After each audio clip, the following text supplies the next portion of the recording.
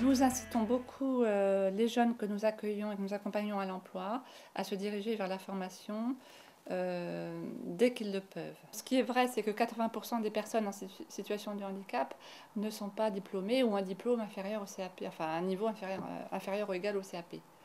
Donc c'est quand même, c'était la statistique. Tous les jeunes ont besoin de formation, et que ce soit des jeunes en situation de handicap ou pas.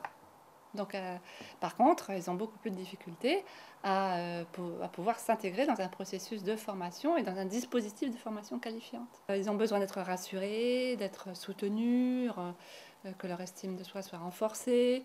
Donc petit à petit, ça fait son chemin. Chez nous, donc au CFA Stephenson, le jeune est intégré au CFA en milieu ordinaire, c'est-à-dire qu'il va suivre sa formation au milieu de tous ses camarades, sans aucune distinction. Et nous, dans notre établissement, nous accueillons à l'heure d'aujourd'hui une vingtaine de jeunes en situation de handicap.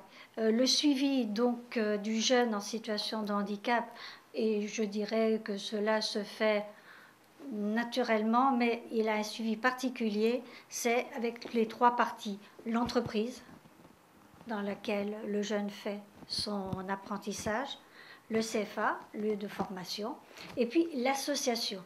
L'association où le jeune est inscrit, d'où le jeune vient, et l'association est très très importante.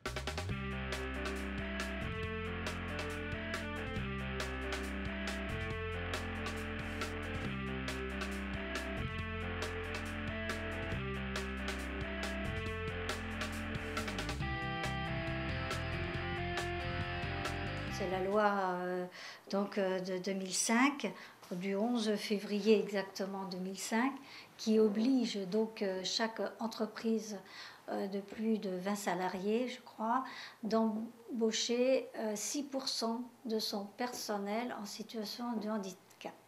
Autrement, les entreprises sont assujetties à des amendes. Pour une entreprise qui n'aura fait aucun effort, eh bien, cette amende peut monter jusqu'à 1500 fois le taux horaire par unité manquante. Aucune entreprise ne peut déroger à cette obligation de 6%.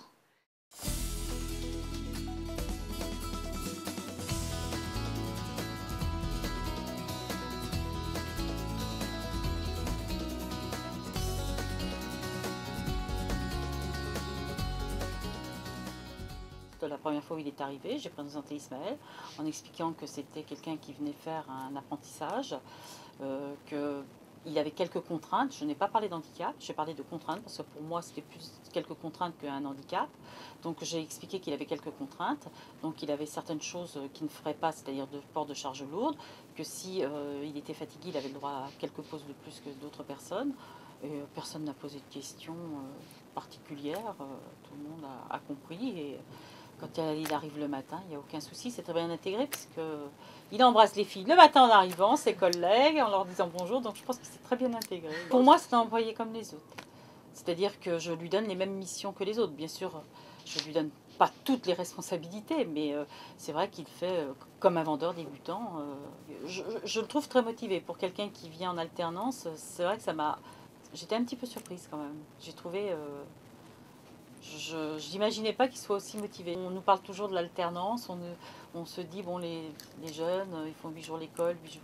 Il y a beaucoup de jeunes qui, à la fin, qui ne continuent pas des fois déjà. Et c'est vrai que pour lui, pour moi, j'ai trouvé, enfin même pour moi, c'était valorisant parce qu'il a continué. Donc quelque part, je me dis que peut-être que l'entreprise, quand on l'a accueilli, l'a peut-être aidé aussi quelque part. Ça lui a plu. On est un petit peu, je me trouve un petit peu responsable qu'il puisse continuer, que ça soit pas un échec.